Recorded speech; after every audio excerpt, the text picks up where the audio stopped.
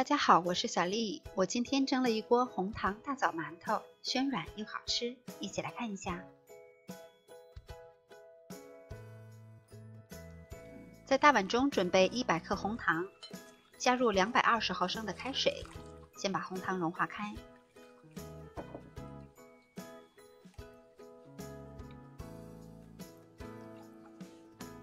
晾至糖水温热了以后，在碗中加入4克酵母。再搅拌至酵母完全融化，然后分次的在碗中加入400克面粉，可以边添加边搅拌。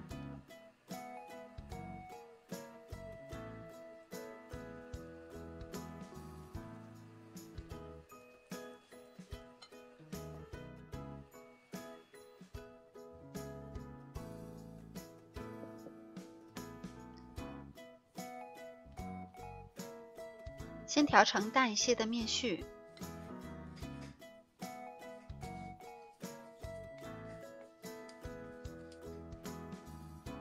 然后下手揉成面团。成团以后可以移到案板上搓揉一会儿，揉成一个软硬适中、光滑的面团，然后放到大碗中。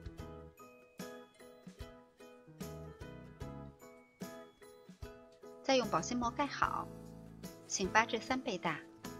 我是前一天晚上把面和好，然后放到冰箱里边冷藏发酵了1夜，第2天早晨起来就做，非常的方便。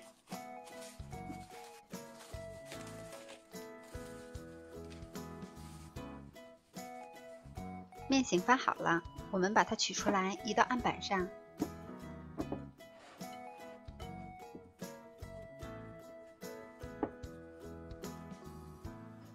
在案板上铺上一层面粉，防粘。我们把中间挖个洞，再把事先切好的大枣碎放到里边，把它揉匀。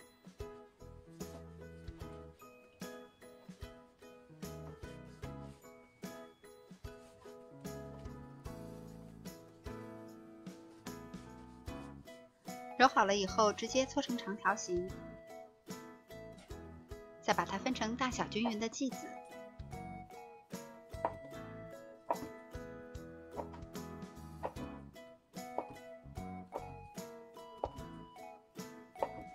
把切好的面剂用保鲜膜盖好，防止风干。我们取出一个面剂放到案板上，案板上要铺少许的面粉，然后像这样叠揉。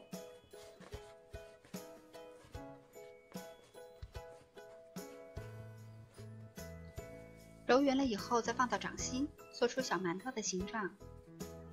做好了以后，放到蒸屉中，醒发至1.5倍大。